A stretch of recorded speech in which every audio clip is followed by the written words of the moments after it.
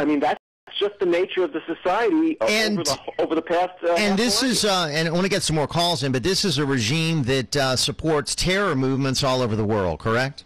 Both Sunni and Shiite. It's not, so they although now there's some, problem with that. I mean, for a long time they were supporters of Hamas, which is a Sunni jihadist movement. They obviously have direct ties to Hezbollah, which they, continue to support. All right, let's get some more calls in. Dr. Andrew Bostom with us. Interesting discussion. Pete from Algiers checks in. How you doing, Mr. Pete? Hey, Jeff. How you doing, pal? Thanks for this discussion. It is very interesting. Thank you. Obama has another pattern, and that's whenever he has a problem in one area, he goes into another area, and then he gets all these accolades. I was listening to MSNBC last night, and you would have thought that the Berlin Wall came down again. I mean, that's how big they're trying to make this thing into. And, Jeff, what I can't understand, and maybe your expert there can tell us, why did the Jewish people vote 70% for Obama last time? Oh. I mean, how can that be? I have to weigh in on this one, eh? All right. Well, Pete, I am Jewish, but I don't know if I can dissect out the pathology of my own community. It's a very, very left-leaning community overall. Obama, the legacy from FDR to Obama is a pretty direct one for them. That is a very statist, progressive, left-leaning ideology that they share. It's hard to separate all out. There's some slight trend of the Jewish community becoming a little bit more conservative, and even some of the typical left Democrats now are a little bit taken aback by this agreement. I mean, it really is egregious. When Kerry, if it wasn't so dangerous, it would almost be comical. Yeah. Yesterday, the Washington Post was reporting that Kerry was essentially arguing with the Iranian Foreign Ministry. No, you can't be enriching. And they're saying, what are you talking about? We can enrich, and it's almost comical if the issues weren't so serious. So they've already broken the agreement, right? According to John Kerry, they're already continuing on with something that Kerry says they can't do.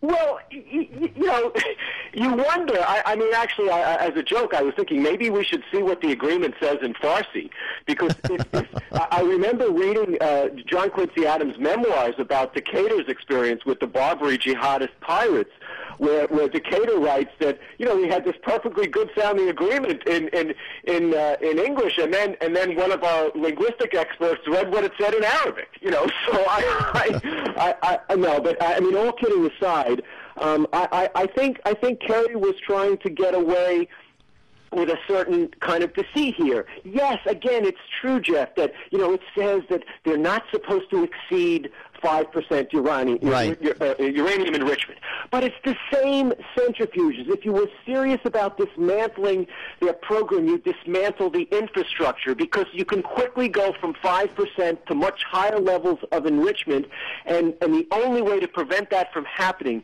is to have the most intrusive inspections all over the place.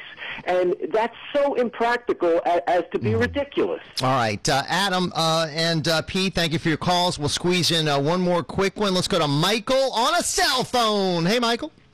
Hey, Jeff, Doctor, first of all, in 70 years, there's never been a nuclear bomb exploded on the planet because of mutually assured destruction. Even those nuts in Korea, they're not going to do it. No state has attacked Israel in 40 years because they know... Israel is under constant attacks. No state, but all the terror proxies that are sponsored by states like Iran. What, with firecrackers? They're never going to use a nuke. No, they have all kinds of rockets. They have all kinds of rockets that are used, intermittently. These are surrogates that are funded by regimes prominently like the Iranian regime. Yeah, and they're using firecrackers. They'll never use a nuke. No, they're not firecrackers. They're missiles. Yeah, right. They're missiles with increasingly large payloads. Firecrackers don't kill so many people, Michael. Doc, can I say something, please? Quickly, go ahead. You know what? Yeah, You don't kill the most Jews. Tell me about firecrackers, okay? If you go to Bavaria, that's where the hotbed of Nazism was, where all the Jews, all those Christians hated the Jews. They killed 6 million Jews. It was the Christians, not the Muslims. All right, the Christians, he said. Okay. Doctor, we're down to the final few seconds. What's your website where we can get some more information about the work you're doing?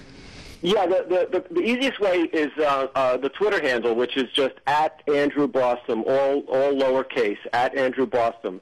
All right, we'll check that out. And listen, thank you so much. Great discussion. We're going to do it again. Thanks to everyone who joined us today. Next up, it's Eric Asher for